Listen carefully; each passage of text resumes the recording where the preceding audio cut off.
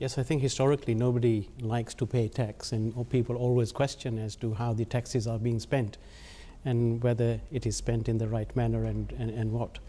But as far as Islamic society is concerned, Islam promotes a society where there is equality, where there is peace, and there is harmony in a society. But to go with that, obviously, there are certain conditions that are laid down in society to ensure, for instance, that there is protection that is given to the inhabitants of a society. And when we look at jizya in a multi-faith society, then one understands that this is for the protection of the people in that particular society. The Islamic form of financing, the zakat, is something that is incumbent, obligatory on every Muslim to pay, whether male or female in that sense. But non-Muslims are totally exempt from paying zakat because it is not part of their faith that they have to pay zakat. So in order for non-Muslims to remain in a peaceful society and for their protection, jizya was a very minor tax that was levied on non-Muslims living in an Islamic society, and it was for their protection.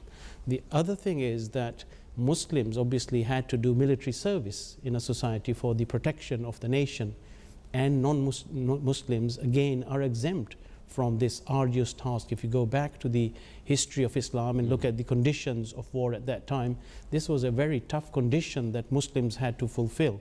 So non-Muslims were totally exempt from going out to protect the society. But there were many exemptions that were given to non-Muslims as far as jizya is concerned. The poor did not have to pay jizya at all. Women did not have to pay jizya at all. Children also did not have to pay jizya at all, according to Imam Abu Hanifa. The priests did not have to pay jizya at all. So there are numerous exemptions, and the jizya that was collected was from a very small percentage of the population. In zakat, there were no exemptions. As I have said, that women were not exempt from paying zakat. If they had property and wealth, they too had to pay zakat on that aspect. So they also had to do military service, the Muslims. So there is this difference of actions that they had to do in that respect. What is the contribution of jizya? Again, the jurists have given answers on this, and it is said to be 1 dinar per year. One of the imams has said that it is 1 dinar. Imam Shafi has laid this down. So that is a very minor contribution that one had to make in order to get the protection that was given to every citizen of a Muslim society. So in order to promote peace, in order for people to live in that peaceful society, non-Muslims made a very minor contribution of jizya to that respect. But there were always exemptions in that respect.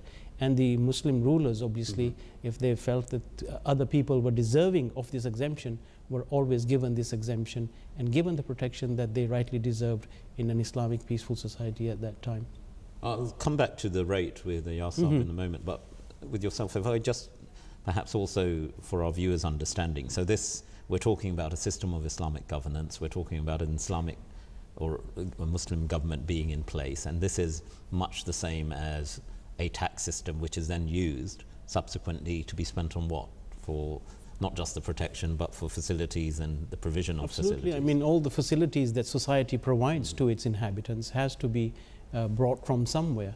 So in order for that to undertake, these systems, financial systems, were set in place to provide all these facilities and amenities for the use of the inhabitants overall, so that people were able to actually see the benefits of that society and system. And if you look at the early history of Islam, everybody, I mean, raises their hats to the Islamic forms of systems that were in place, and the advancements that society had gone through because of these ideals that had been put in place from the time of the Holy Prophet sallallahu alaihi wasallam. Jazakallah.